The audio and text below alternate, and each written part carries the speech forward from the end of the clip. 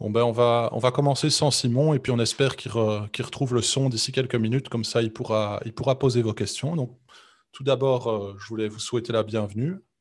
Merci à tous d'être là aujourd'hui.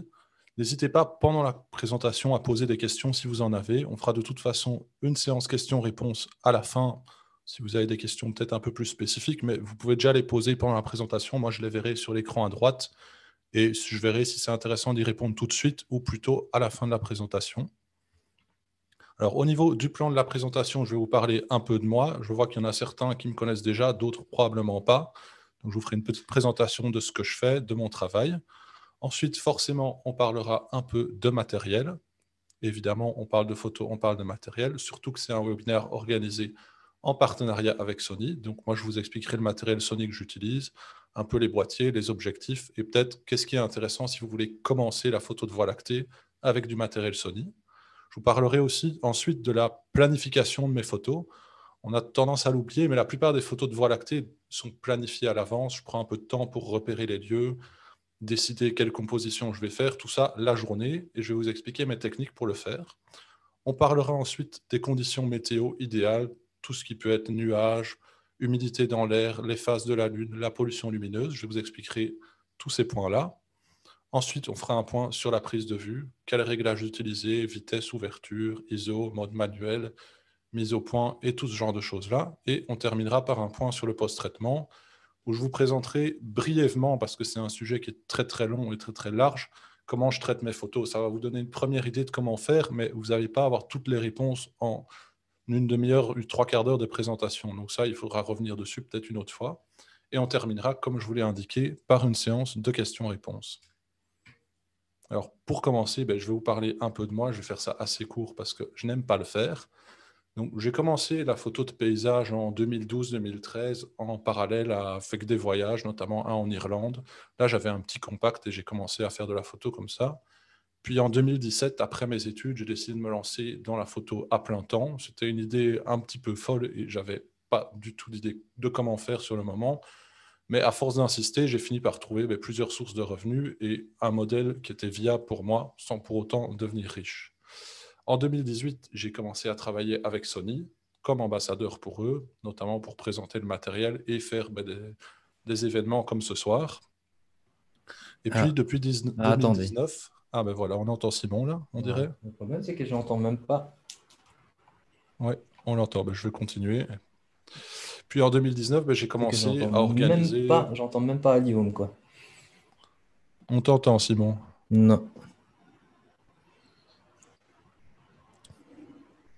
Bon, donc je disais, en 2019, j'ai commencé à organiser des voyages photos avec Photographes du Monde. Donc, les voyages photos, pour faire simple, c'est partir à peu près une semaine, Ouais, ouais, ouais. quelques jours dans un pays qui se prête bien à la photo de paysage. Et j'explique aux gens comment améliorer leurs photos, quelles conditions météo privilégier, quel spot choisir à quel moment de la journée. Et donc, ça, c'est notamment une de mes sources de revenus, en plus de donner des cours particuliers, vendre un petit peu des tutoriels, vendre des images, même si en photographie de paysage, c'est pas forcément le plus facile. Je vends un petit peu des presets et puis toutes sortes d'autres sources de revenus, comme par exemple la monétisation sur YouTube ou des partenariats avec des marques. Donc, au niveau des voyages photos, pour vous présenter ça brièvement, quelques destinations. On fait notamment les Dolomites avec Ouais, Photographes du ouais, Monde, les Lofoten en hiver, assez sympa pour ceux qui aiment la neige, et les aurores boréales. On pourrait d'ailleurs faire un webinaire sur la photographie d'aurore boréale parce que c'est un sujet à part entière. L'Écosse, pour ceux qui connaissent, avec le classique l'île de Skye, la Bretagne avec ses phares et idéalement une bonne tempête. Allô, allô, allô? Oui, on t'entend, Simon. Ouais. Et pour terminer, Slovénie, parfois Belgique, Asturie, un peu de tout. Donc voilà, ça c'en est un peu à une petite présentation de ce que je fais. Pour ce qui est de la photographie de Voie lactée, j'ai commencé à faire ça sérieusement, il y a 2 3 ans, vraiment quand j'ai acheté la 7 III, qui avait vraiment une très bonne performance en haut ISO, et ça m'a motivé à faire des photos de Voie lactée parce qu'avant, sur les modèles que j'avais avant, je n'étais pas assez satisfait du rendu et donc je ne faisais pas trop de photos de Voie lactée avec. Mais je dirais, à partir de 2 ans, je me suis mis très régulièrement et j'en ai fait pas mal. Et donc, ça nous rapproche directement du point sur le matériel. Alors, au niveau du boîtier que j'utilise actuellement, mais il faut savoir que c'est un boîtier que j'utilise aussi pour de la photographie de paysage. Donc, c'est peut-être pas le meilleur boîtier pour de l'astrophotographie, mais c'est un boîtier qui reste très très performant. J'utilise un Sony Alpha 7R4. Ce qui est intéressant pour du paysage, c'est qu'il a un capteur avec beaucoup de mégapixels, 61.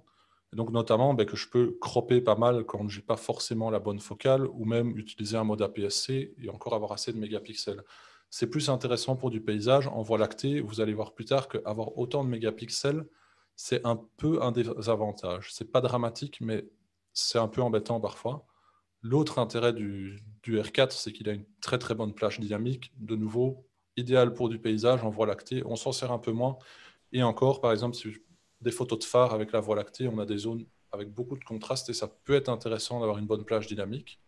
Par contre, ce qui est impressionnant, c'est qu'il a quand même une très bonne gestion du bruit vu la définition du capteur. Donc, on sait quand même sortir des bonnes photos de Voie lactée, mais c'est peut-être pas le boîtier le plus performant. Et dernier point, moi que j'aime bien sur le système Sony, c'est que globalement, il est assez compact tant au niveau du boîtier que des objectifs, surtout les objectifs fixes dont je vais vous parler après. Si je pouvais vous conseiller un boîtier pour commencer l'astrophotographie maintenant, ce serait l'A7 III ou l'A7 C, qui a probablement le meilleur capteur en termes de montée en ISO, et on n'est pas non plus sur trop de mégapixels, ce qui va éviter qu'on doive diminuer la vitesse à la prise de vue. Pareil, je vais vous expliquer ça dans la partie réglage, c'est un petit peu compliqué, mais vous verrez que c'est plutôt logique en fait. Globalement, si vous voulez commencer, avoir un bon boîtier pour paysage, photo de Voie lactée, l'A7 III, A7C, à voir en fonction de la taille. Au niveau des optiques que j'utilise pour la Voie lactée, j'utilise de temps en temps le 12-24 f4. Je dis bien de temps en temps parce que je l'ai toujours avec moi, mais il y a une ouverture que de f4, ce qui est un petit peu limite pour la Voie lactée. On peut s'en sortir, mais c'est clairement pas l'idéal parce qu'il n'y a juste pas assez de lumière qui va rentrer dans le boîtier. Donc, moi, je l'utilise vraiment quand je n'ai pas mon matériel, le reste du matériel pour la Voie lactée. Et vous voyez notamment ici sur la présentation que je parle d'empilement. On en reparlera plus tard dans la partie prise de vue et post-traitement. Mais il s'agit de combiner plusieurs photos pour réduire le bruit. Et comme on a une ouverture il ferme déjà assez fort à f4, on est obligé de faire ça pour avoir un peu moins de bruit. J'ai pas encore eu l'occasion de le tester, mais Sony vient de sortir un 12-24 2.8. Donc ça, ce serait à mon avis l'idéal tant pour la Voie lactée que pour les aurores boréales. Il faudra que je l'essaye, mais là, la saison de la Voie lactée, c'est à peu près fini. Donc, ce sera pour l'année prochaine, à partir de février, mars, en fonction du temps qu'on a. Qu'on va essayer de te fournir pour faire des tests. Oui, ce Voilà. serait chouette. Bonjour à Lyon, Tu bonjour tout le monde. m'entends? Je t'entends très bien. Parfait. Bonjour tout le monde. Est-ce que tout le monde entend Simon? Voilà, moi je pense que mon petit problème technique s'est réglé. Je Oui, voudrais, parfait. Ça je voudrais, fonctionne. ouais, mais je voudrais d'abord dire bonjour à tout le monde, bienvenue au webinaire. Excusez-moi que le début techniquement était un peu mal géré de notre côté. Mais voilà, donc ça s'est remis en place. Et je voudrais d'abord remercier tout le monde d'être là. Et on va continuer avec Aliom qui a bien repris la présentation. Merci beaucoup, Donc, Aliom. avec plaisir. On te retrouve plus tard pour les questions. Absolument. Donc, pour ce qui est des objectifs, je parlais du 12-24 f2.8 qui est sorti récemment, que j'espère pouvoir tester bientôt, mais ce sera peut-être les aurores boréales cet hiver si on a le droit de voyager, on verra. Bah, Sinon, bah, ce que on j'ai verra bien. utilisé pas mal ces derniers mois, c'est le 20 mm 1.8 qui est sorti il y a quelques mois de ça. Et c'est vraiment un objectif super pour la Voie lactée parce qu'il est léger et compact. Donc, c'est pas embêtant de l'avoir en plus dans le sac. Parce que souvent, c'est des focales assez lourdes, mais là, ils ont réussi à le garder compact. Il ouvre à 1.8, donc c'est vraiment bien pour de la Voie lactée. Et surtout, il est très très net à 1.8, ce qui est important. On n'a pas trop de comas. Bon, pour ceux qui ne savent pas ce que c'est les comas, c'est des aberrations qu'on va avoir sur les étoiles dans les coins de l'image plutôt, qui vont faire que les étoiles ne sont plus des points nets, mais plutôt des espèces de petites traînées un peu floues. Et certains objectifs ne sont pas très bien corrigés pour ça, tandis que d'autres le sont assez bien. Celui-là, il est relativement bien corrigé. Vous verrez qu'il y en a un qui est encore mieux, mais il est déjà vraiment bien. Puis ce qui est bien aussi, c'est qu'il n'a pas trop de vignettage, parce que de nouveau, le vignettage en photo de Voie lactée, c'est toujours un peu embêtant. Parce qu'on va devoir forcément remonter un peu la luminosité dans les coins et donc rajouter du bruit. Un autre objectif, je vois que Franck a posé la question, le 24 1.4, c'est pour moi le meilleur objectif de chez Sony pour le moment pour la Voie lactée. mais c'est peut-être pas ma focale favorite. Personnellement, je préfère travailler sur des focales un peu plus larges, mais ça, c'est plus une question de goût et c'est notamment aussi une question de pollution lumineuse et je vous expliquerai pourquoi un peu plus tard, mais en Belgique, il y a beaucoup de pollution lumineuse, donc c'est intéressant de capturer un peu plus du ciel et d'avoir un peu moins de l'horizon qui est très pollué. L'intérêt de ce 24-1.4, c'est qu'il est quasiment aussi léger et compact que le 20 mm. Il est encore plus lumineux, donc c'est super impressionnant. Quand on met ça sur un A7 III ou un A7R4, on peut quasiment voir dans le noir sur un Sony. Il est très très net, c'est peut-être l'objectif le plus net de chez Sony, quasiment. Il doit y en avoir un ou deux qui sont un peu plus nets. Et son vignettage et les comas sont de nouveau bien contrôlés, comme sur le 20 mm. Pardon. Alors, pour ce qui est du grand angle, on parlait du 12-24-2.8. Je pense qu'à terme, c'est celui qui va remplacer le Samyang que j'ai pour le moment, qui est loin d'être idéal sur un boîtier avec autant de mégapixels comme le R4. C'est un objectif qui est vraiment bien pour débuter. Si vous voulez vous lancer dans de la photo de Voie lactée, il n'est vraiment pas très cher. Il est autour de 250-300 euros. Et vous allez pouvoir le trouver sur quasiment toutes les montures. Et si vous êtes en APS-C, il y a aussi une version 10 mm qui vous donnera donc un équivalent de 16 mm plein format. Donc je dis, il a un bon rapport qualité-prix. Par contre, c'est un objectif qui est tout manuel. Donc vous avez la bague de focus manuel, comme vous pouvez voir. Je vais mettre le pointeur. Vous avez une bague pour le focus tout manuel. Pareil, une bague pour l'ouverture et pas de contact avec le boîtier. Donc vous n'aurez pas les exifs une fois que vous aurez pris la photo.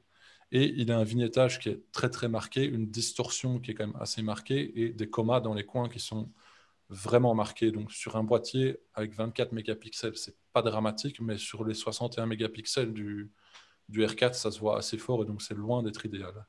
Mais si vous voulez un objectif pour débuter, il ne faut pas hésiter. En plus, il se trouve facilement en occasion, donc c'est vraiment pas mal. Et je vois que Julien demande une focale en APS-C. Je pense pour le moment, il y a un 10 mm de chez Samyang, justement, qui est vraiment pas mal pour ça et qui est aussi assez abordable.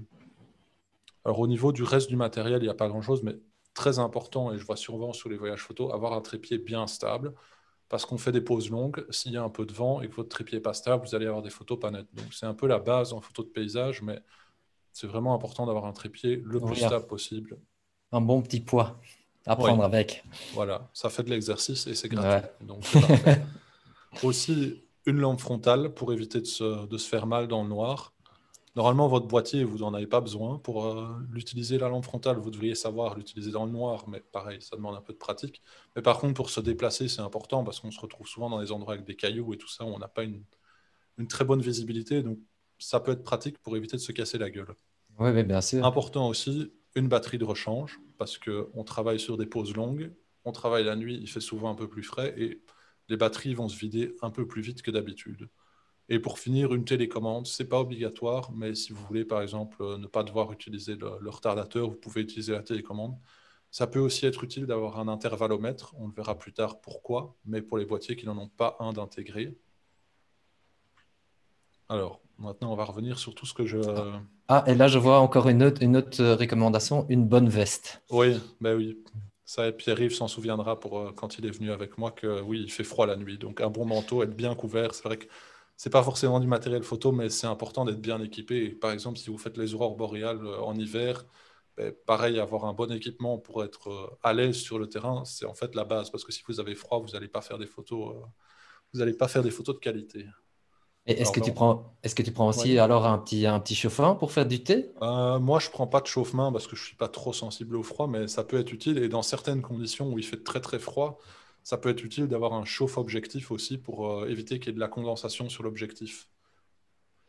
En photo de Voie lactée, c'est pas dramatique, mais par exemple, si on fait des timelapse de la Voie lactée, il fait souvent tellement froid la nuit que avec 2, 3, 4 heures de timelapse, il y a de la condensation qui va commencer à se déposer sur la lentille. Et donc là, avoir un chauffe-objectif, ça peut être intéressant. Personnellement, je m'en suis jamais servi, mais c'est quelque chose qui existe. Alors, au niveau de la planification, je vais vous parler rapidement de comment je fais un repérage pour une photo. C'est quelque chose dont souvent on n'en parle pas trop en photo, mais pour moi c'est la base, c'est la préparation. Déjà un repérage sur Google Maps pour regarder sur la carte, et puis utiliser le Street View et les 360 pour repérer l'endroit. Si je suis en montagne, vous pouvez utiliser Google Earth pour le relief, et donc vous allez avoir toutes les montagnes en 3D. Et tout ça permet d'avoir un premier aperçu du lieu déjà avant de se rendre sur place. Ce qui est vraiment important, c'est se rendre sur place la journée. Vous allez voir pourquoi après. Ici, je vous ai mis un exemple d'une photo que j'ai faite. Ben, vous voyez ici la petite maison en vue Google Maps. Il y a des 360, donc on peut déjà le repérer comme ça. Et puis après, ben, il n'y a plus qu'à venir le bonjour quand la Voie lactée est au bon endroit. Et ça, vous allez me demander comment est-ce qu'on fait pour avoir la Voie lactée au bon endroit. Ben, le mieux, c'est d'utiliser Photopills. C'est une application payante qui coûte une dizaine d'euros, mais c'est honnêtement les 10 euros les mieux dépensés pour un photographe de paysage. Et ça va vous donner la position exacte de la Voie lactée et du cœur galactique, donc la zone avec la plus grande concentration d'étoiles. Ça donne aussi les phases de la Lune qui sont bien pratiques pour savoir quand est-ce que la Lune sera présente aussi. Et il y a une fonction de réalité augmentée qu'on verra ci-dessous. Alors voilà un exemple dans Photopills. Pour ceux qui n'ont jamais utilisé, ce n'est pas forcément facile à prendre en main, mais vous voyez qu'ici, en fait, vous avez l'arche de la Voie lactée et les points les plus gros, c'est le cœur galactique. Et ici, ben, il nous indique la visibilité du cœur galactique entre minuit et 3 heures du matin. Et on voit que ben, ça correspond à peu près à la fin du lac ici. Et là, ben, la vue, c'est une vue 360 qui est prise d'ici. On regarde par là et on voit qu'on a ça. Donc on peut déjà s'imaginer que la Voie lactée va venir se mettre ici au-dessus. Et c'est ce qu'on voit sur la photo d'à côté, ben, où on a la Voie lactée qui est positionnée vraiment au cœur du V entre les arbres. Et ça, c'est pas du hasard, c'est de l'avoir prévu à l'avance. On est allé voir sur place avec un ami, est-ce qu'elle va tomber au bon endroit? Et puis, ben, il n'y a plus qu'à revenir la nuit, ce qui est probablement le plus dur et le plus pénible, parce que c'est pas toujours agréable de se lever et de se coucher à des heures assez tardives. Voilà un autre exemple en Belgique. Ici, pareil, on voit l'arche de la Voie lactée et on a la vallée ici, qui est cette vallée ici. Et donc, pareil, ben, c'est une photo que j'avais en tête, je l'avais repérée de jour, et je voulais que la Voie lactée arrive à la fin de la petite rivière. Et donc, je suis revenu, ben là, ça doit dater de début juillet, ben, au mois de juillet, pour l'avoir pile à la bonne position. Donc, je vous parlais de la réalité augmentée. Vous allez voir ici ce que ça fait en direct. Donc, voilà le plan pour la photo. Donc, on se met ici, la Voie lactée ici, et la barre de rocher ici. Et en vous rendant sur place, vous allez pouvoir utiliser la caméra de votre téléphone et afficher directement la Voie lactée, comme vous pouvez voir ici, en surimpression, mais sur le paysage. Et donc, vous pouvez faire votre composition comme ça. Vous n'avez qu'à regarder à quelle heure elle est au bon endroit, à quelle date, et puis à revenir avec les bonnes conditions. Et vous voyez que la photo à droite ici est quasiment identique à ce qu'on avait prévisualisé avec Photopills. Donc ça, c'est vraiment très, très pratique. Voilà un autre exemple, toujours en Bretagne, avec un menhir ici, l'arche de la Voie lactée comme ça, et donc le cœur ici. En prévisualisant dans Photopills, ben, on voit que la Voie lactée va tomber juste à droite du menhir. Ici, comme c'est un champ tout autour, on peut facilement tourner autour du menhir et se positionner exactement comme on veut. Mais dans les endroits, ben, comme précédemment ici, il n'y a pas 36 endroits où se mettre. On est au bord d'une falaise. Donc là, il faut vraiment bien le planifier. Ici, c'est un peu moins important, mais on voit qu'elle retombe exactement au même endroit que sur Photopills. Alors, je vois Ok, que à Renaud Guillaume, pose une question. Oui. comment t'es arrivé sur ce Photopills comment... Comment je suis arrivé dessus? Ben, c'est quelque chose qui est quand même bien connu dans le milieu de la photo de paysage. Eux font beaucoup d'événements, de webinaires et tout ça, de présentations. Ils ont beaucoup d'articles aussi sur comment photographier la Voie lactée. Par contre, tout est en anglais ou en espagnol, donc c'est un peu moins accessible. Mais si vous parlez anglais, allez voir sur leur site et c'est très très complet sur comment photographier la Voie lactée et comment tout planifier avec leur application. Donc là, moi, je ne vais pas rentrer beaucoup plus dans les détails parce qu'on pourrait en parler Ouais, mais pendant un bon moment, mais il y a des très bons articles sur leur site. Et c'est Au un site. niveau, Ouais, oui, vas-y, vas-y. au niveau des conditions météo idéales pour la photo de Voie lactée, ben, la première chose, c'est de ne pas avoir de nuages. C'est assez évident, mais il faut quand même le prévoir, parce que si vous arrivez une nuit et qu'il y a des nuages, ben, vous pouvez rentrer à la maison tout de suite. Donc moi, ce que je fais, c'est que souvent, je regarde un peu les prévisions avec Windy. Je vous montrerai un peu après l'interface de cette application. Et puis, je vérifie ben, une heure avant de partir avec Sat24 et donc des images satellites qui nous donnent la position exacte des nuages. Donc, Windy, ça ressemble à ça. C'est en gros des cartes avec, ben, ici, vous pouvez choisir toute une série de paramètres. De nouveau, là, il est en anglais, mais on peut l'avoir en français. Et là, ben, moi, j'ai choisi les nuages et il montre ben, les nuages. Ça, c'est pour ce soir à 21 heures. Vous voyez que c'est pas trop le top pour faire des photos de Voie lactée, surtout si vous êtes en Bretagne. Et donc avec ça, vous pouvez prévoir 1 ou 2 jours à l'avance. Est-ce que ça va être dégagé? Est-ce que ça ne va pas être dégagé? Parce que vous avez ici en dessous une ligne du temps avec les jours. Et là, c'est les prévisions sur 10 jours. Et pour vérifier, juste avant de partir, quelles conditions j'ai, vous pouvez regarder sur SAT24. Et là, il vous donne le déplacement des nuages sur à peu près la dernière heure. Et donc, vous pouvez voir, par exemple, là, ici, par exemple, ce serait tout à fait propice pour faire la Voie lactée. Par contre, tout ici, vous voyez qu'il y a trop de nuages. Ça ne sert à rien d'essayer. Alors, un autre problème qui n'empêche pas de faire une photo de Voie lactée, mais qui va gêner, c'est d'avoir trop d'humidité ou d'avoir trop de particules de poussière en suspension dans l'air. L'humidité, ce qui se passe, c'est qu'elle a tendance à capturer un peu la pollution lumineuse et donc à la rendre encore plus présente et à faire un voile sur l'horizon, sur le bas de l'horizon, qui masque un peu le cœur galactique. Donc, souvent, les nuits un peu plus froides sont mieux, mais ça dépend. Il y a aussi le problème, comme je disais, de la poussière en suspension. Vous avez sûrement remarqué, c'est pas cette semaine, mais les quelques dernières semaines, que on avait pas mal de particules dans l'air. Il y avait des couchers de soleil assez rouges. C'était dû au fait qu'il y avait les feux en Californie qui ont envoyé de la poussière jusqu'ici. Donc ça, l'humidité, vous pouvez regarder pareil avec Windy. Vous avez une couche sur l'humidité, une page sur l'humidité. Et avec Windy, vous avez aussi, ils appellent ça la masse de poussière qui permet ici en brun plus foncé de voir la poussière qu'il y a dans l'air. Alors ça n'empêche pas de faire une photo, mais vous allez voir que ça va peut-être être un peu gênant. Donc il faut quand même, vous pouvez quand même sortir, mais si c'est un endroit qui est près de chez vous et où vous allez pouvoir retourner, c'est peut-être pas forcément intéressant de sortir si vous voyez qu'il y a plein de poussière comme dans la zone ici par exemple.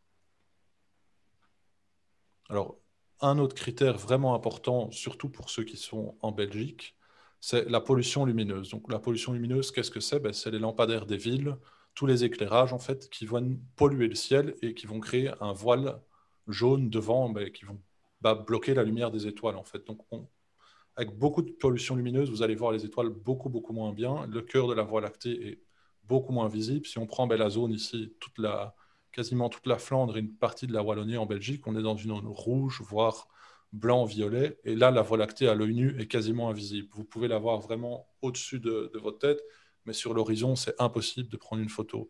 Il faut au moins arriver dans des zones qui sont idéalement jaunes, vertes, pour commencer à la voir. Donc on voit ici, en Belgique, on a un peu de vert ici, un petit peu là, mais ça reste vraiment loin d'être idéal. Le mieux, c'est d'avoir des zones plutôt bleues comme ici, ou même en Autriche, où là, on la voit beaucoup mieux. Je vais vous montrer la différence ici.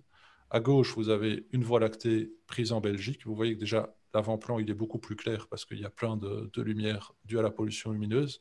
Et on a cette espèce de voile jaune sur l'horizon qui bloque vraiment une bonne partie du cœur de la Voie lactée. C'est pour ça que je vous disais que c'est intéressant d'avoir des focales un peu plus larges en Belgique, c'est pour prendre un peu plus haut dans le ciel. Tandis qu'à droite, ici, c'est pris dans les Alpes, et on voit que là, on a un petit peu de jaune ici parce qu'il y avait une ville, mais sinon, la Voie lactée est beaucoup, beaucoup plus visible. Et c'est pris quasiment à la même saison. Celle-ci est fin juin, tandis que l'autre est début juin. Donc, il n'y a pas une énorme différence de temps entre les deux. Non, non, mais on voit très bien la pollution lumineuse qu'on a Ça, dans cette région. oui, en Belgique, c'est assez dramatique. Il fait pas noir la nuit, en fait. Vous pouvez vous promener à peu près partout en Belgique, sauf en forêt. Vous pouvez vous promener sans lampe frontale. Vous y voyez suffisamment clair, même dans les parties les plus sombres. Un autre problème qui peut éventuellement vous empêcher de faire une bonne photo de Voie lactée, c'est d'avoir la Lune. Donc, si vous avez la pleine Lune, forcément, ça crée plein de lumière et ça empêche jusqu'à un certain niveau de bien photographier la Voie lactée. De nouveau, si vous êtes dans une zone avec très peu de pollution lumineuse, vous allez peut-être quand même y arriver. Mais en Belgique, si vous avez la pleine lune, vous ne voyez plus du tout les étoiles quasiment. Et donc, il faut éviter ces périodes de pleine lune ou même de lune en général. Moi, personnellement, dès qu'il y a la lune, je ne fais pas de photos, sauf si c'est une lune, un petit croissant de lune qui est en train de se coucher, parce que là, ça peut être intéressant. Je vous montrerai plus tard après. Pourquoi Couché ou coucher, levé? coucher ou lever, peu importe. Mais quand la lune est basse sur l'horizon, en fait, et qu'elle n'éclaire plus trop le ciel. Je montrerai un exemple après. Au niveau de la Lune, ici dans Photopills, vous voyez que vous avez les phases de la Lune. Ici, elle se levait à 2h40, elle se couche à 14h30. Et donc là, notre Voie lactée, elle était bien mise à 2h30. Donc la Lune ne nous empêchait pas de faire la photo. Donc ce n'est pas parce qu'il y a une demi-lune qu'on ne peut pas faire de la photo de Voie lactée. Il faut aussi regarder à quelle heure elle se lève et à quelle heure elle se couche. Et voilà, ici, un exemple d'une photo où on peut utiliser la Lune à son avantage. C'était déjà un endroit avec très peu de pollution lumineuse, donc on voyait bien la Voie lactée. Et puis la Lune était assez basse sur l'horizon, et donc elle éclaire très légèrement les montagnes, un peu comme le Soleil, mais elle est assez fort filtrée par l'atmosphère de la Terre, et donc elle ne gêne pas trop au niveau du ciel. Mais on voit quand même que le ciel a une teinte un petit peu bleutée, et il est quand même assez clair comparé à la photo précédente que j'avais ici, voilà, qui est prise quasiment dans la même région, où on a un ciel qui est beaucoup plus sombre et sans cette teinte bleutée. Alors le dernier paramètre au niveau de la Voie lactée, c'est la saison, parce que ça va influencer la position de la Voie lactée et la visibilité du cœur galactique. Donc au printemps, on va avoir une Voie lactée qui est assez basse sur l'horizon, comme ceci. Donc ça fait un espèce d'arc comme ça. Tandis qu'en été, elle va commencer à devenir beaucoup plus verticale comme ceci. En automne, elle est complètement verticale, donc ça revient à avoir vraiment la Voie lactée large comme ça. Et en hiver, le cœur galactique est simplement invisible. Ça n'empêche pas de faire des photos de la Voie lactée, mais c'est la partie la plus intéressante et la plus lumineuse, donc ce n'est pas forcément la meilleure saison. Je vais vous montrer les différences de position en utilisant Photopile, c'est un même endroit. Donc ici, c'est au printemps, et on voit, ça c'est l'arc comme si c'était vertical, donc l'axe vertical, et on voit que la Voie lactée, elle est très très inclinée sur l'horizon, en fait. Elle est vraiment très penchée comme ça. Et on a le cœur galactique qui est déjà pas mal visible, mais c'est pas encore le mieux. Tandis qu'en été, on voit une Voie lactée déjà plus verticale. On est plus sur une Voie lactée comme ça. Mais là, on a le cœur galactique qui est beaucoup plus visible parce que dès que, au début de la nuit, donc vers 1 heure, il a une élévation assez haute. Et donc, ça permet de l'avoir au-dessus de la pollution lumineuse et donc de le voir beaucoup mieux. Je vois que Renaud dit qu'au printemps, pour faire un panorama, en effet, pour faire des panoramas de l'arche de la Voie lactée, c'est souvent plus facile au printemps ou en été parce que vous allez faire moins de rangées. Mais je vais revenir dessus après. Puis en automne, on voit qu'on a une Voie lactée qui est quasiment verticale en fait. Donc elle est vraiment, elle va se mettre comme ça dans le ciel, vraiment presque toute droite. Et on a le cœur galactique qui est beaucoup moins visible vu qu'il monte moins haut dans le ciel. Et puis ici, en hiver, on voit que le cœur galactique est toujours invisible. Donc les périodes, moi je trouve les plus intéressantes, c'est peut-être le printemps et l'été, mais on peut aussi faire des photos. Voilà, la photo ici, l'idéal c'est de la faire en automne. Parce que, bon, peut-être pas là, je suis en octobre, mais au mois de septembre, on a la Voie lactée qui est bien dans l'axe. Donc c'est aussi ça qu'il faut regarder, c'est que la position de la Voie lactée n'est pas toujours la même. On voit qu'au printemps, ici, elle est beaucoup plus sud-est, tandis qu'en automne, elle est sud-ouest. Donc en fonction du spot où vous allez, une saison sera peut-être mieux que l'autre. Alors, on va parler maintenant de tout ce qui est prise de vue et des paramètres de réglage. Alors, la première chose à faire, c'est de mettre votre boîtier en mode manuel. C'est peut-être le seul endroit où moi, personnellement, je recommande d'utiliser un boîtier en mode manuel, c'est la nuit, parce qu'il ne sait absolument pas quoi faire. Il ne va pas savoir comment exposer, il va vous faire complètement n'importe quoi. Donc, il faut décider vous-même de l'ouverture, de la vitesse, des ISO, faire la mise au point manuellement et faire éventuellement une balance des blancs manuelle. Alors, on va revenir sur tous ces points un par un. Pour ce qui est de l'ouverture, le but de la nuit, c'est d'avoir le plus de lumière possible qui rentre pour pas devoir faire des pauses trop longues. Donc, il faut travailler la plupart du temps à pleine ouverture. Parfois, si vous avez un objectif qui n'est pas très net à pleine ouverture, ça vaut la peine de fermer peut-être d'un tiers de stop, donc par exemple fermer à f2, pour avoir un peu plus de netteté, un petit peu moins de vignettage. Ça, c'est un peu du cas par cas, ça dépend de votre objectif. Et ça, c'est à vous de connaître le matériel et peut-être de faire quelques tests. Et donc l'intérêt de travailler à la plus grande ouverture possible, c'est de pouvoir baisser les ISO aussi et donc d'avoir une meilleure qualité d'image. Par contre, plus on a un objectif qui ouvre, plus la zone de netteté va être réduite. Et donc, plus vous devez faire attention à la mise au point et aussi voir que si vous faites la mise au point sur vos étoiles, souvent votre avant-plan, s'il est trop proche, ne sera pas net. Donc ça, de nouveau, il faudra y remédier aussi en post-traitement en faisant des photos différentes. Je reviendrai dessus un peu plus tard. Au niveau de la vitesse, là, il y a une légende qui traîne depuis quand même longtemps, qui parle de la règle des 500, qui n'est absolument plus valable maintenant. Il y a encore beaucoup de gens qui l'utilisent. Moi, je l'ai encore utilisé par un moment. La règle des 500, ça correspond à prendre 500, le diviser par sa longueur focale, et ça nous donne le temps de pause. Donc, on voit ici, si on prend 500 divisé par 20 mm, ça nous fait une pause de 25 secondes. Sauf qu'avec quasiment tous les boîtiers récents qui ont beaucoup de mégapixels, ça va vous faire des photos où vous avez quand même l'étoile qui fait une petite traînée, parce que la Terre tourne. Et donc, si vous faites une photo qui dure trop longtemps, le mouvement de la Terre va s'imprimer dans les formes des étoiles, et vous allez avoir des étoiles qui font des traînées plutôt que des points nets. Ça, moi, je trouve ça assez dérangeant. Donc, c'est vraiment important d'avoir la bonne vitesse. Alors, pour ça, maintenant, il y a une autre règle qui s'appelle la règle NPF, qui a été inventée par un photographe français qui est spécialisé en astrophotographie et qui va prendre en compte notamment l'ouverture, mais aussi les mégapixels du boîtier. Et ça, ben, c'est une règle qui ne fait pas très plaisir parce qu'on se retrouve avec, si je prends le couple boîtier Sony A7R4 20 mm et 1.8, on se retrouve avec une pause de seulement 8 secondes. Donc ça veut dire qu'il y a beaucoup, beaucoup moins de lumière qui va rentrer dans le boîtier. Et donc, potentiellement, je vais devoir monter beaucoup plus mes ISO. Donc ça, on reviendra après sur une technique qui permet d'éviter ça. Mais il vaut mieux avoir des photos avec un peu de bruit, mais des étoiles bien nettes, plutôt que des photos sans bruit avec des étoiles qui ne sont plus des étoiles et qui sont des traînées. Après, si vous avez un boîtier qui n'est pas très, très performant sur la montée en ISO, il ne faut pas hésiter à faire un compromis et peut-être essayer de monter progressivement jusqu'à arriver à quelque chose qui est un peu entre les deux, où vous allez pouvoir baisser un peu vos ISO et vous allez peut-être avoir un tout petit peu de traînée, mais qui ne se voit qu'à 100%. Et donc ça, c'est peut-être pas dramatique. Mais si ça se voit quand l'image n'est pas à 100%, c'est quand même gênant. Donc là, à vous de voir en fonction de votre boîtier. Parfois, il faut quand même faire un compromis. Au niveau des ISO, ben, c'est aussi ce que je disais, ça dépend très très fort de votre boîtier. Les boîtiers plein format de chez Sony montent très très bien en ISO. Et donc, moi j'ai déjà fait des photos à ISO 12800 avec, il n'y a pas trop de problème. Par contre, si vous avez un boîtier avec un capteur plus petit, notamment un capteur APS-C ou même encore plus petit que ça, ben, souvent ils vont être moins sensibles à la lumière et vous allez avoir beaucoup plus de bruit avec vos ISO. Donc, là, de nouveau, c'est un peu à tester, à voir à chacun ce qui est acceptable pour lui ou pas. Et il y a aussi une question de qu'est-ce que je vais faire avec l'image. Si c'est pour poster l'image en format timbre-poste sur Instagram, le bruit, il ne se verra pas. Mais si c'est pour l'imprimer en 2 mètres par 1 mètre, ben là, le bruit, il va se voir tout de suite. Donc là, c'est un peu à vous de voir qu'est-ce que vous allez faire comme usage de vos photos.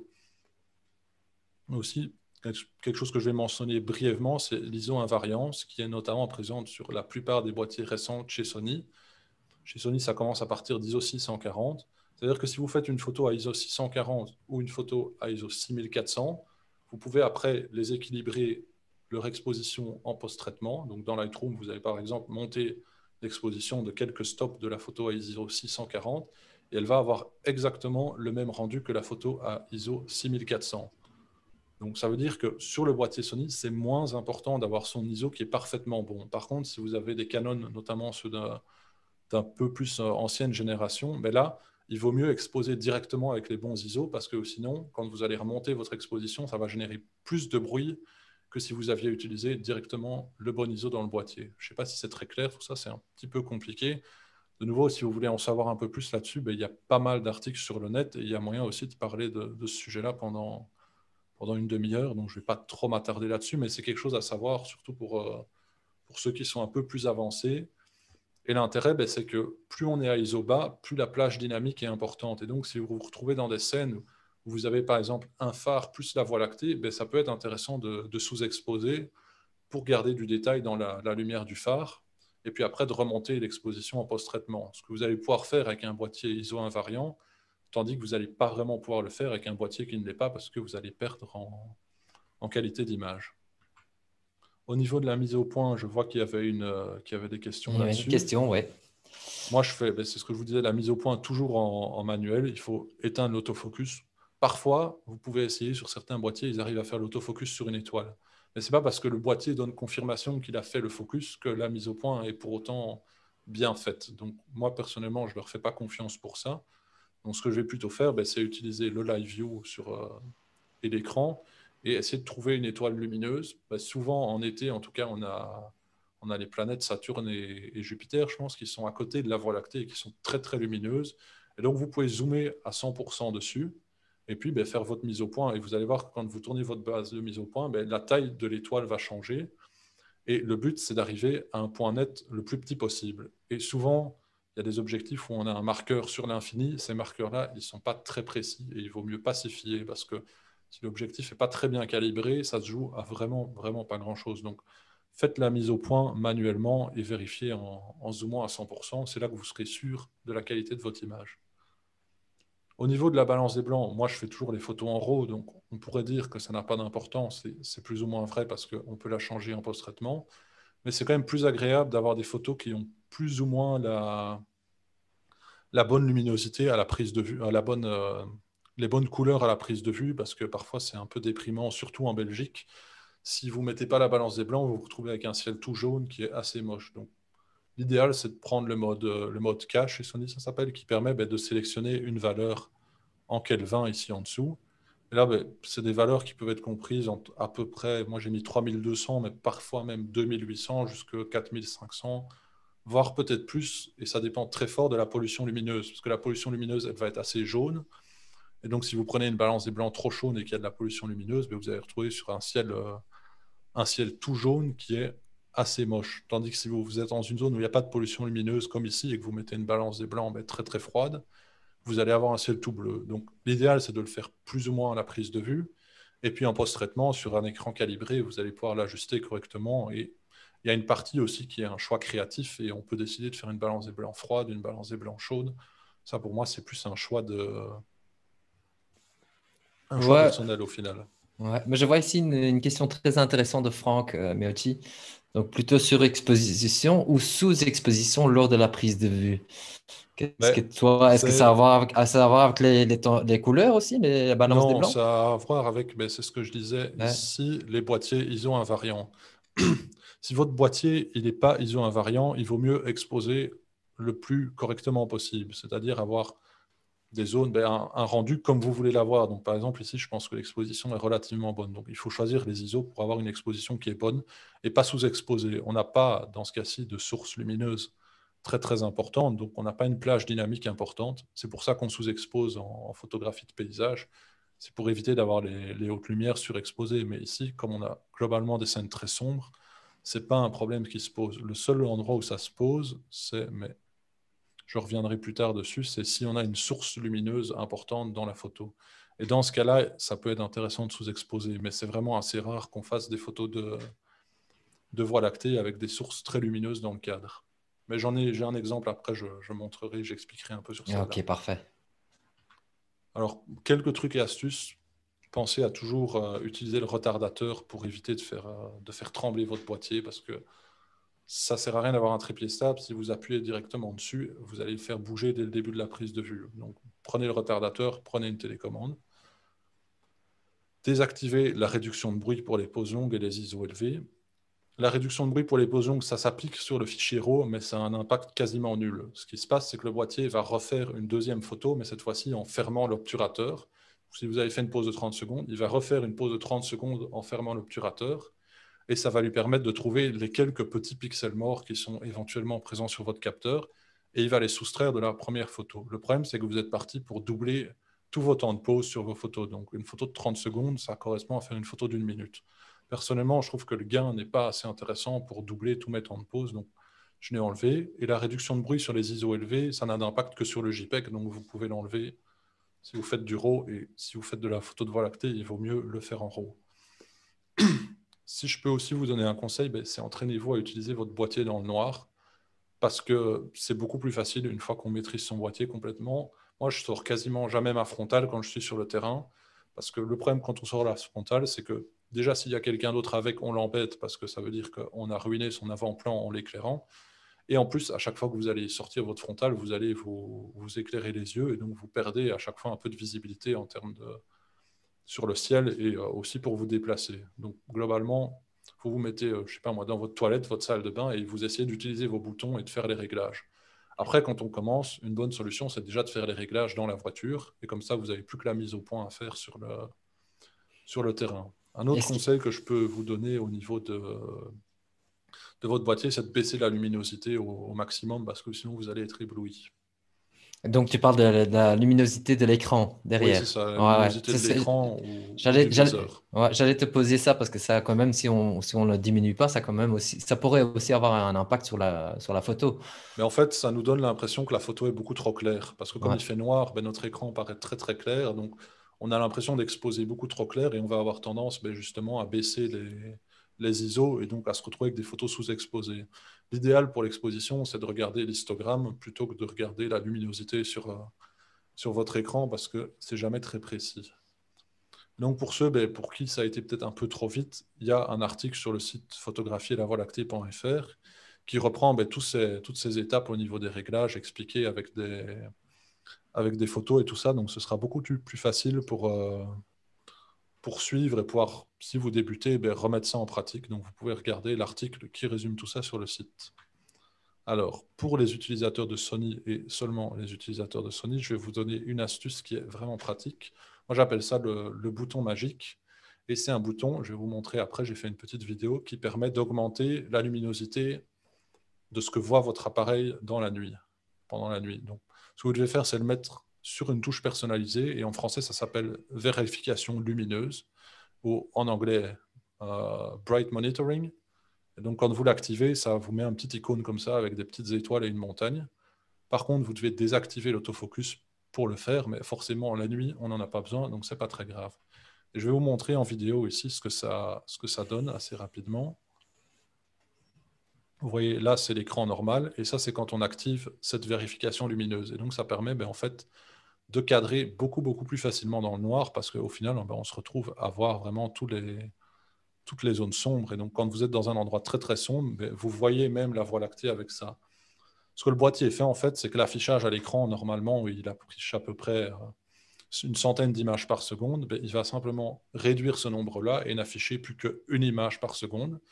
Et donc, vous avez une pause en fait, d'une seconde qui s'affiche sur votre boîtier plutôt qu'une pause d'un centième de seconde. Et donc, il y a beaucoup plus de lumière qui rentre et ça permet de voir dans le noir. Et ça, c'est assez impressionnant. Si vous vous baladez dans le noir, vous verrez qu'avec un AC3, par exemple, et un 24 1.4, le boîtier voit des choses que l'œil est juste incapable de voir.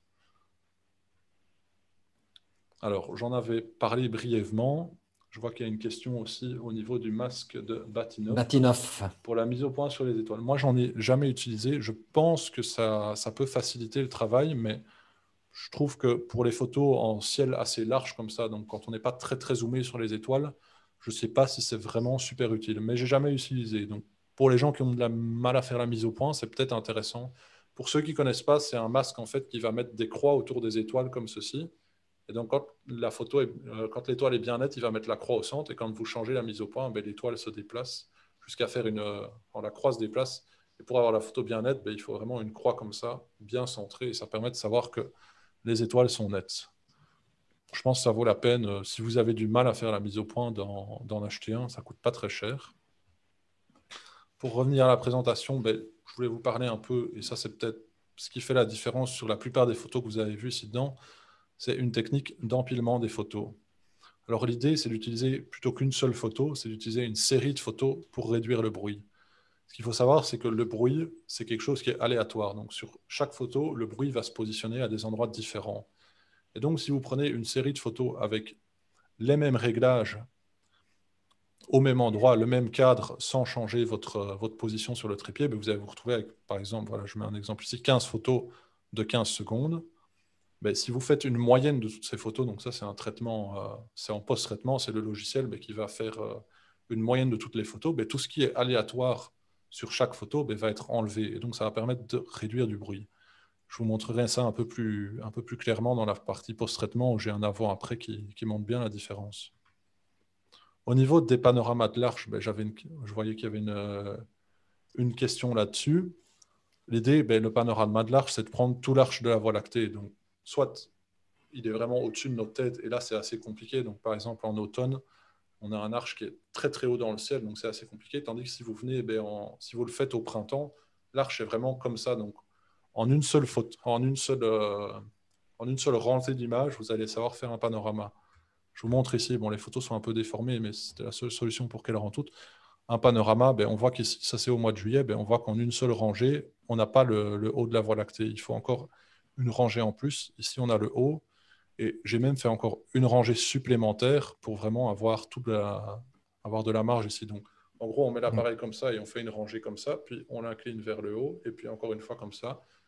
Et on fait chaque fois 7-8 photos, ça dépend un peu de la focale que vous utilisez. Ici, je suis à 9 photos pour couvrir les 180 degrés. Si vous êtes avec une focale plus large, vous pouvez en faire moins. Ouais. C'est assez pratique d'utiliser une tête panoramique pour faire ça parce que vous allez pouvoir, c'est des têtes qui bloquent tous les X degrés. Donc, vous allez pouvoir la calibrer pour qu'elle tourne à chaque fois du même nombre de degrés. Et donc, dans le noir, c'est beaucoup plus simple pour faire un panorama. Bien sûr, bien sûr. J'ai ici une bonne question qui est de Bruno Mas qui va avec ce que tu nous expliques. Euh, si on prend une photo dans cette focale-là, qu'est-ce qui se passe avec les satellites? Parce qu'il y a quand même des satellites qui passent la nuit dans la Voie Oui. lactée. Est-ce qu'ils dérangent? Est-ce qu'ils sont dans le chemin? Comment tu les évites? Ils ne sont pas dérangeants, je vais souvent les effacer après, mais pour un panorama, ça ne gêne pas parce qu'il va savoir, il y a tellement d'éléments similaires que juste une petite traînée dans le ciel ne va pas l'embêter. Par contre, moi, je les enlève après parce que je trouve pas ça très très beau, mais ça c'est un peu... Et t'en vois beaucoup alors? Ben, c'est plus les avions. Là, pour le moment, c'est un peu plus calme, mais les photos là, au mois de juillet, il y avait beaucoup moins d'avions. Mais c'est surtout les avions qui sont embêtants plutôt que les satellites, parce que les avions, ils sont beaucoup plus lumineux, ils font des traînées beaucoup plus grosses. Mais pour ce genre de photos, c'est pas très gênant. On sait les enlever vraiment facilement. Alors, ben, on parlait de panorama, ça nous Ouais. amène directement au post-traitement pour cette dernière partie. Alors, au niveau du traitement, ben, pour ceux qui débutent, je leur conseille de faire un traitement assez simple avec une seule photo dans Lightroom. Ce que je vais expliquer après, ça va vous paraître trop compliqué et il ne faut pas commencer par là. Mais si vous voulez déjà apprendre juste le traitement avec Lightroom, j'ai déjà une vidéo là-dessus. Je ne vais pas vous la remontrer maintenant, il vaut mieux que vous la regardiez à côté. Elle est disponible à la même adresse que précédemment. Et là, ben, c'est une vidéo juste d'un quart d'heure sur comment retoucher une photo avec Lightroom de manière assez simple, parce que ce que je vous ai expliqué après est beaucoup plus compliqué. Alors, je parlais des techniques d'empilement. Ben, l'idée, c'est de faire des moyennes de photos pour réduire le bruit. Pour ceux qui utilisent Windows, vous avez le logiciel Secator qui permet de faire ça, qui est gratuit. Et pour ceux qui sont sur Mac, il y a Starry Sky Stacker qui doit coûter à peu près 25 euros.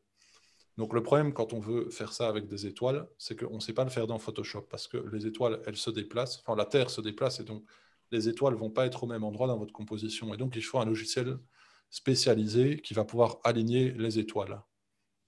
Et l'intérêt, ben, ça va permettre de réduire pas mal le bruit. On va récupérer du détail. Par contre, c'est assez long. Pour une photo comme ça, c'est souvent 1 heure de travail à peu près pour arriver à sortir une seule photo. C'est aussi long à la prise de vue parce qu'on va prendre des séries pour l'avant-plan, des séries pour le ciel, et donc ça prend pas mal de temps. Bon, là, ça peut paraître un peu bref comme explication. Je vais revenir point par point sur comment je fais.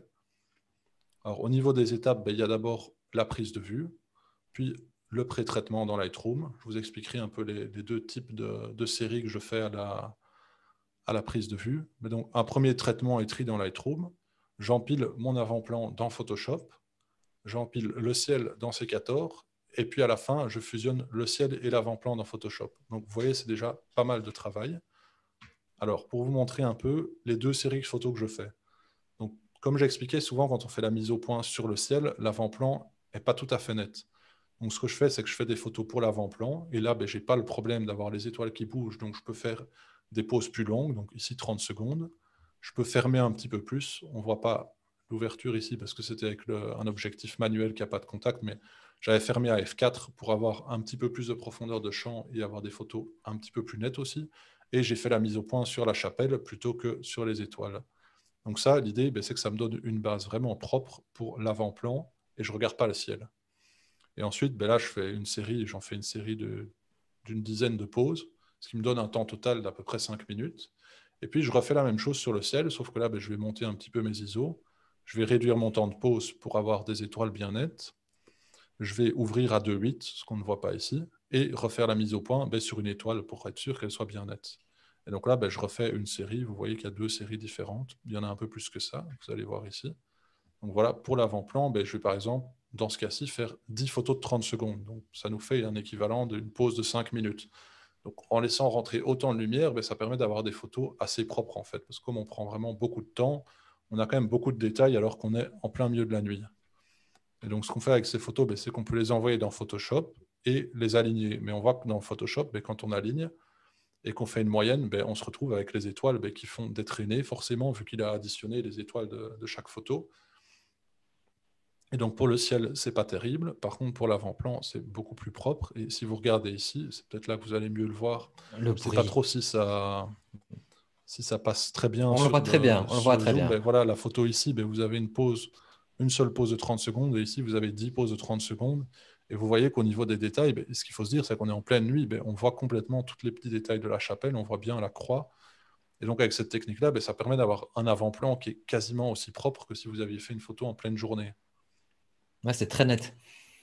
Et donc, c'est vraiment le plus propre possible. Par contre, ben, au niveau du ciel, on voit que toutes nos étoiles ont disparu. Donc, c'est pour ça qu'il faut faire le ciel dans un autre logiciel et qui, lui, ben, va permettre d'aligner automatiquement les étoiles. Ici, j'ai fait que une dizaine de pauses de 15 secondes parce qu'on ne peut pas non plus faire trop de pauses sur le ciel parce que si on fait une demi-heure de pause avec un aussi grand angle, ben, on va se retrouver à la fin avec des étoiles qui ne s'alignent plus parce qu'il y a trop de déplacements. Donc, il faut idéalement rester en dessous de 3 minutes de pause totale pour ce qui est du ciel. Par contre, l'avant-plan, vous pourriez même faire une pause de 20 minutes ou une demi-heure, mais il y a un moment où il faut voir le retour sur investissement qui n'est pas forcément intéressant en termes de gain de qualité.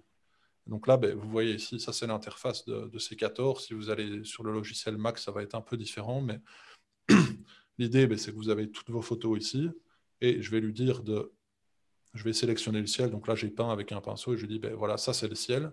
Là, il faut que tu cherches à aligner toutes les étoiles entre elles. Et là, c'est l'avant-plan, il faut qu'il reste immobile. Et donc, le logiciel va faire des calculs assez compliqués et il va sortir une photo comme ceci, où on a beaucoup moins de bruit, comme sur ce qu'on avait précédemment. Mais là, les étoiles sont bien alignées. Et c'est là que ben, les comas dans les coins, ça peut être embêtant parce qu'on voit que ici et ici, on n'a pas des étoiles qui sont parfaitement nettes. On a des espèces de petites traînées parce qu'on a déjà le problème du coma et puis c'est accentué par le fait qu'il n'arrive pas tout à fait à aligner correctement. Et donc après, ben, une fois qu'on a ces deux parties-là, ben, on a le ciel et on va fusionner ça avec l'avant-plan. Donc on voit qu'ici, on a notre avant-plan et on va mettre le ciel par-dessus et on va faire un masque ici assez sommaire pour que le ciel ne soit visible mais que dans le ciel et que l'avant-plan soit visible qu'à l'avant-plan. Et là, ben, vous voyez, j'ai dû faire un petit peu de quelques courbes pour un peu ajuster la luminosité. Et ça, ben, c'est ce qui permet d'avoir des photos de Voie lactée vraiment très très propres avec quasiment aucun bruit. Donc ce que vous avez vu ben, dans toute la présentation.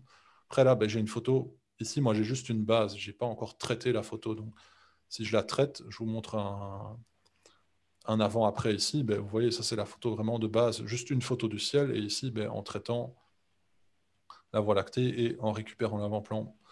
Sur cette taille-là, c'est là que je vous disais, le retour sur investissement n'est pas forcément très intéressant. Mais par contre, si je l'imprime en beaucoup plus grand, ben, entre celle-là où j'aurais récupéré les ombres dans Lightroom et celle-ci qui sera exposée correctement en réduisant le bruit, il y aura une énorme différence de qualité. Je vais vous montrer quelques autres avant-après, mais comme ça, vous pouvez un peu vous faire une idée de la différence que ça fait. Ici, ben, pareil, on voit que là, comme il n'y avait pas de pollution lumineuse, presque la ligne de sapin est complètement noire et il n'y avait presque pas de détails à en ressortir. Mais en combinant, ben là, je dois être à une quinzaine de photos à peu près, on arrive à récupérer ben, de la berge ici. On a même il y avait quelqu'un qui faisait un feu de camp ici au bout, on le voyait déjà un petit peu ici, qui est beaucoup plus visible. Et puis, il y a beaucoup plus de détails au niveau de la Voie lactée qui sont visibles.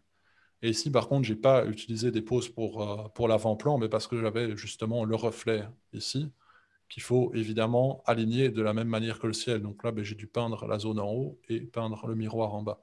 Parce que sinon, j'aurais des traînées d'étoiles en bas et des étoiles bien nettes en haut. Un autre exemple, ben, aussi avec un petit lac, on voit que mon avant-plan, là, il est complètement noir.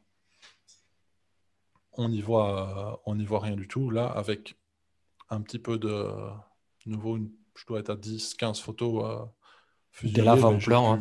j'ai Ouais. pu récupérer un petit peu l'avant-plan. Mais après, il faut rester subtil. J'ai pas non plus été éclairé l'avant-plan comme si c'était la pleine journée, parce que c'est quelque chose qu'on voit beaucoup, c'est des photos de Voie lactée, par exemple. C'est aussi une technique qui est possible, c'est on fait une photo à l'heure bleue, et puis on laisse son trépied là pendant 1, 2 heures, jusqu'à avoir la Voie lactée au bon moment, et on reprend les photos de la Voie lactée à ce moment-là. Le problème, c'est que avec ça, c'est qu'on se retrouve sur des photos où la lumière ne correspond pas. Donc les photos prises à l'heure bleue n'ont pas du tout le même type de lumière que les photos prises. Quelques heures en avance. Oui, c'est ça, que Ouais. quelques heures en avance. Donc ça peut marcher, mais vous devez vraiment le faire tout à la fin de l'heure bleue, où il y a quasiment plus de lumière, mais c'est vrai qu'il y a encore un peu de lumière présente.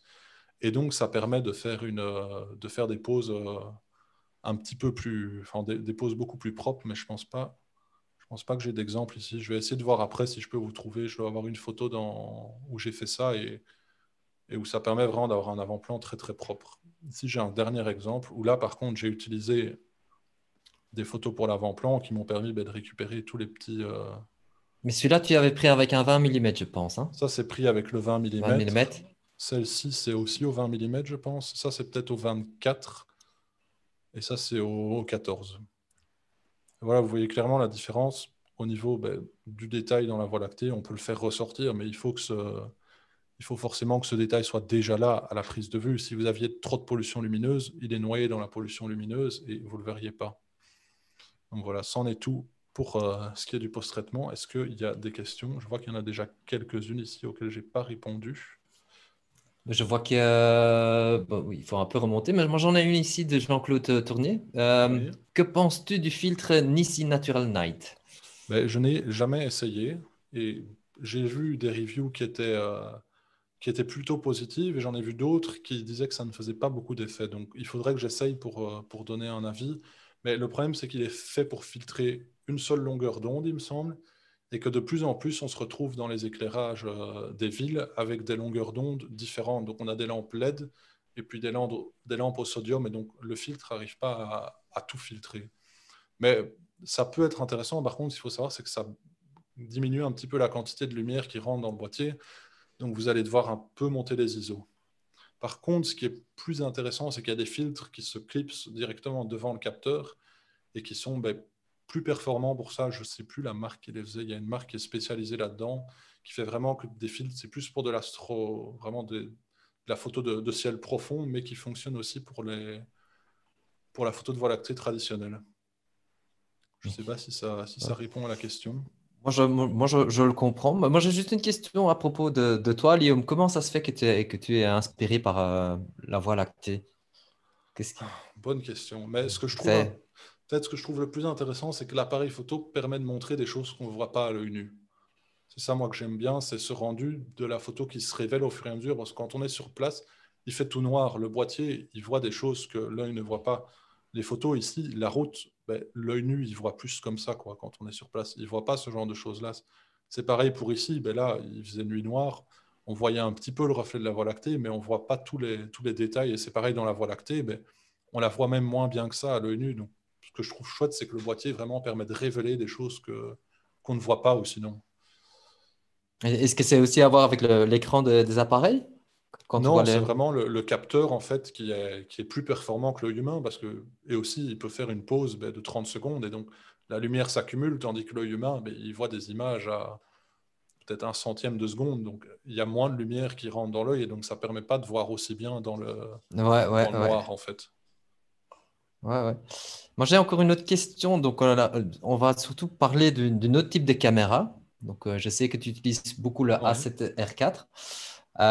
Comme tu sais, il y a des nouveaux modèles chez Sony qui sont ouais, sortis. ouais, ouais. Donc, la A7S3.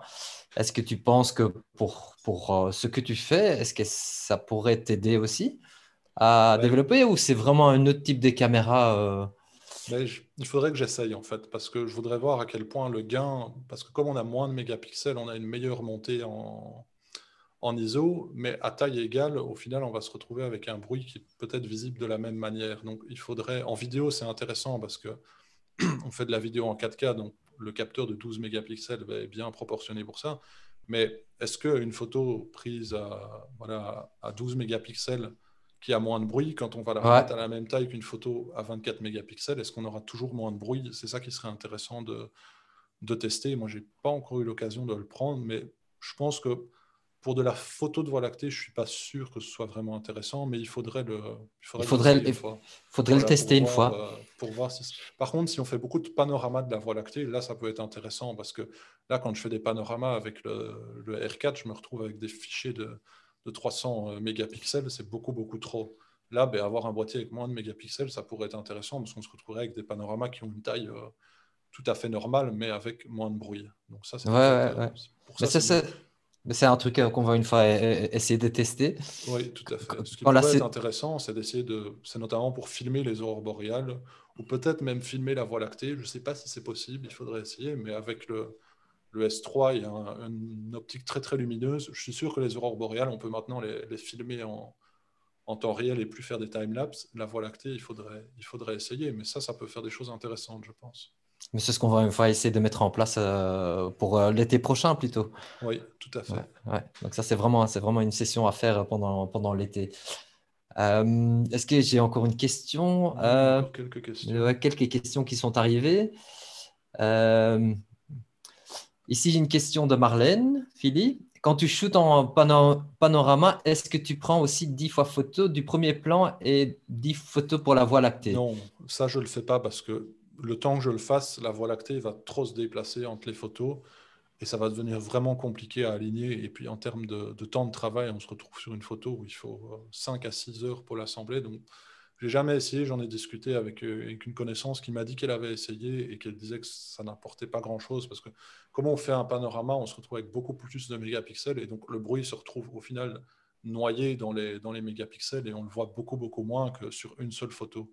Parce qu'on va prendre une photo, ben, quand on a des photos de 300 mégapixels, ben, quand on la rediminue à une taille de 24, ben, on diminue très fort la taille du bruit et donc on le voit beaucoup moins. Donc, c'est moins utile sur un panorama de faire des empilements d'images. Ok, ok. J'espère que ça a répondu à votre question, Marlène. Encore vite regarder si on a encore des autres. Je regardais Euh, une question, Est-ce est-ce que que ça m'arrive de de- ne de- pas garder une photo des- malgré les préparations? voilà, j'étais juste à la même. Ça, je pense, en photographie de paysage, oui, mais en photographie de Voie lactée, non, parce que souvent, j'ai repéré correctement et je sais qu'il suffit que j'ai juste pas de nuages, en fait. Et ça, ben, c'est facile à prévoir. S'il y a des nuages, j'y vais pas. S'il n'y a pas de nuages, je sais que la photo sera bien. Donc, en termes de réussite, on a plus de chances d'avoir les bonnes conditions pour une photo de Voie lactée. Enfin, je veux dire, on doit pas les anticiper. C'est pas comme un beau coucher de soleil où on ne sait jamais vraiment si ça va se passer ou pas. Là, la Voie lactée, on sait que ce sera bon, on y va. Alors, parfois, il y a des endroits où simplement il y a trop de lumière. Et ça, ben, j'ai mal repéré. J'ai déjà été à un endroit et trop de pollution lumineuse. Et là, on ne voit pas la Voie lactée. Donc, ben, je ne fais pas de photos et je rentre. Ça arrive. Quand j'ai déjà essayé des endroits qui étaient un peu limite en Belgique, ben là, il n'y a rien à faire. Donc, pour toi, c'est plutôt l'idée de partir en étranger pour arriver à un bon résultat. Ouais. Ouais, ouais. Ouais, oui, mais, on essaye hein, d'éteindre les lumières en Belgique, mais c'est pas facile. Ouais, c'est encore compliqué pour le moment. Ouais. Et donc, j'espère un jour qu'on pourrait diminuer parce que ça change quand même la nature Oui, aussi autour. oui, c'est pas bon pour les Ouais. animaux et bah, c'est pas bon pour l'environnement non plus enfin, d'utiliser autant d'électricité. Donc, il y a des endroits où ils les éteignent la nuit, mais c'est pas encore la majorité des cas en Non, Belgique. non, Je vois non, qu'il y a encore des questions sur mais comment j'assemble les panoramas. Pour les panoramas, en effet, le module Lightroom n'est pas très efficace, surtout surtout dans le noir. Donc, moi, j'utilise le logiciel Microsoft pour les panoramas. Et là, ben, je vais devoir exporter mes photos en TIFF depuis Lightroom et dans le logiciel de panorama Microsoft, je vais pouvoir les assembler. Et ça fonctionne assez bien, c'est assez rapide. Et à l'avantage, c'est qu'on peut exporter directement en format PSD donc pour être compatible avec Photoshop. ouais, je vois quand même qu'il y a quand même encore toujours beaucoup de travail après, hein. Donc, Oui, ouais. Mais bon, après, les résultats sont très jolis hein, à Lyon. voilà. Moi, je suis aussi, Donc et c'est ce que je disais au début, c'est un peu perfectionniste. Et cette photo-là, ben, je pourrais juste en prendre une, la retoucher dans Lightroom et j'aurais déjà un résultat à cette taille-ci. On ne verrait pas trop la différence. Par contre, dès qu'on va la regarder en un peu plus grand, là, on verrait du bruit et tout ça. Mais si c'est pour juste sur Instagram, vous prenez la photo ici à gauche, vous la retouchez avec Lightroom, avec la méthode qu'il y a dans mon tutoriel, et vous allez arriver à un rendu qui est bien directement, en fait. Mais en taille petite, quoi. Si vous l'agrandissez, que vous voulez l'imprimer chez vous, le rendu il va pas être top. non, non, mais moi, je suis quand même impressionné par ton travail. Euh, Merci. Chaque photo que je vois, et aussi, j'étais fort impressionné par ta présentation parce que j'ai appris beaucoup de choses. Je pense qu'aussi notre audience, ils avaient tous des questions et automatiquement la réponse venait avec ta présentation. Ouais, bah oui, et puis il y en a eu Ouais, quelques-unes qui n'étaient pas dans la présentation, donc ouais. c'était très bien. C'était Là, très. il y en a encore une que j'ai ratée, mais je vois qu'il y a une question sur les moyens formats. Ça, moi, j'ai jamais testé, donc c'est peut-être intéressant, mais je suis pas. Oui, il faudrait tester. Et Ah, pareil, une question sur un boîtier défiltré, donc sans le filtre infrarouge, j'ai jamais testé non plus. Ça pourrait aussi être intéressant, mais c'est quelque chose qui a plus d'intérêt pour les photos de ciel profond, donc tout ce qui est les galaxies et tout ça qui ont je pense, des longueurs d'onde, il me semble. Je ne suis pas spécialiste là-dedans, mais qui sont moins facilement perceptibles par l'appareil photo. et dis à Guillaume, juste une question. Maintenant que l'hiver, ils arrivent, alors ça veut dire que Ouais. tes activités se calment aussi? Ben non, j'ai encore pas mal de voyages photo là. Enfin, dans Ouais. ce qu'on peut faire, je retourne en Bretagne le week-end prochain pour deux Mais semaines, aussi, et puis peut-être les mais, Dolomites si on peut y aller. ouais. Et puis encore la Bretagne en novembre. Par contre, décembre et janvier vont être assez calmes. Mais si on peut aller en Norvège, il y a déjà les Lofoten au mois de février avec les aurores. Donc ça va Donc pas ça, être si c'est. calme que ça. Ok, ok, mais bon, tu sais quand même toujours être à l'autre côté de l'équateur pendant que c'est l'été là-bas. Ça, ouais, ce serait pas mal. Oui, ou même il y a Tenerife, par exemple, qui est relativement proche et qui permet de faire des photos de Voie lactée toute l'année. C'est prévu pour peut-être Ok, l'année prochaine, si on peut. On ou, verra. ou- ou un autre pays à conseiller, c'est l'Afrique du Sud aussi. Là, c'est aussi Ouais, toujours très, très, très joli. Et la luminosité est très, très bas. ouais. Oui, ou Donc le ça, c'est Namibie, par exemple, ou des Namibie choses aussi, comme ouais. ça. Mais bon, ça, on ne sait pas quand on pourra y retourner. Ouais, ouais, mais on verra bien. Ouais. On espère que ça va se débloquer. Ouais, On va bah pas oui, on dire tout de espère pour tout le suite monde. pour tout le monde. On va quand même vous remercier pour être Oui, présent à ce webinaire. merci à tous d'avoir participé et d'avoir Ouais. interagi, d'avoir posé des questions. Merci beaucoup. Vraiment Je chouette. m'excuse pour le début. Mon micro, j'étais un peu perdu. Ouais, Voilà, mais donc, on bah, s'est voilà, donc rattrapé. on s'est rattrapé. Je veux aussi remercier l'équipe Sony pour m'aider à préparer ce webinaire. Je veux aussi euh, remercier Remco pour nous préparer notre nouvel studio qu'on a ici. Donc, on a des studios maintenant qui sont présentés dans nos bureaux en Belgique et en Hollande, donc à Zaventem et à Hoofddorp. Et donc, on va essayer de plus faire de webinars et aussi d'avoir plus de thèmes. Donc, je pense que ce mois-ci, on a encore 5 webinaires qui sont planifiés. Il y en a un la semaine prochaine avec Bob Byans en néerlandais à propos des objectifs. On en a un avec Justin Jean le 17 octobre aussi. Donc, ça, c'est aussi un de nos ambassadeurs internationaux qui va faire une présentation sur son travail aussi documentaire. Celui-ci sera présenté En en anglais, anglais. j'imagine. Ouais, en anglais. On ne sait pas encore vraiment où Justin va être. Est-ce qu'il va être en Chine ou est-ce qu'il va être bloqué à Bruxelles? Il veut vraiment partir en Chine. Euh, donc Oui, voilà, ça va être une grande surprise pour nous. Je pense qu'on a aussi pour la Hollande, on aura aussi une présentation d'un nouveau ambassadeur vidéographe, Matthijs de Deugd, qui va oui. faire un webinaire sur le A7S3. Après ça, on a encore le 22 octobre, Mike Ronhaar, qui va faire une présentation Mhm. de concert, photographie de concert. Un Elle programme adore. bien chargé. On commence à avoir un programme bien chargé et on va essayer de le garder bien chargé. Parce qu'on sent quand même qu'être confiné, ça va être quand même le mode Ça risque de de durer encore un peu. ouais, ça risque de durer. J'utilise un mode, mais malheureusement, donc on va quand même essayer de rendre quand même des programmes plus intéressants. Ouais. Euh, comme on a eu aujourd'hui avec Allium. Moi, j'ai trouvé ça magnifique. J'ai appris beaucoup de choses. Il y a beaucoup de choses que je ne savais même pas. Moi, je pensais Il y a que tu te encore. baladais. Moi, je pensais que tu te baladais comme ça et que par hasard, Ah tu. ouais, non, non, c'est pas du hasard souvent la photographie Ouais, de ouais. paysage. Il y a encore une question de Marlène qui demande comment être au courant des prochains webinaires. Ah ben, pour être au courant des prochains webinaires, on vous conseille aller sur le site de Sony Alpha Universe. Il y en a un pour le Benelux et de vous inscrire sur les sessions webinaires. Aussi, si je ne me trompe pas, on fait une promotion par social media Sony Belgium, où il y a aussi la page Sony Alpha Universe Belgium. Et comme ça, on vous tiendra au courant des prochains webinaires qu'on installe Oui. pour vous. Et pour ceux qui veulent le revoir, le webinaire sera disponible. Le webinaire sera disponible, donc en fait, dans les prochains jours, on va vous renvoyer tout le monde qui s'est inscrit va revoir un mail avec le lien disponible. Ce Voilà, webinaire sera encore parfait. disponible pendant 30 jours à regarder et aussi à partager. Voilà, comme ça, ceux qui sont arrivés en cours de présentation ou qui n'ont pas tout vu, et aussi Ouais. sur YouTube Et apparemment, aussi sur YouTube. pourront regarder une nouvelle fois ou le regarder plus lentement s'ils n'ont pas eu le temps de suivre toutes mes explications, qui sont parfois Voilà. un peu rapides. Ouais, ben, ça va, ça va. Et si je vois que Koen nous envoie aussi YouTube, donc la page s'appelle Sony Europe YouTube. Donc voilà, je vous remercie beaucoup Oui, merci à pour être là. tous, Merci beaucoup à Guillaume, merci beaucoup pour avec ta belle plaisir. présentation. Et ben nous, on va s'entendre très bientôt Oui, pour préparer des tests. Je vous souhaite tous une excellente soirée oui, et bonne soirée surtout, à tous, merci d'être venus. merci. À la prochaine. À la prochaine.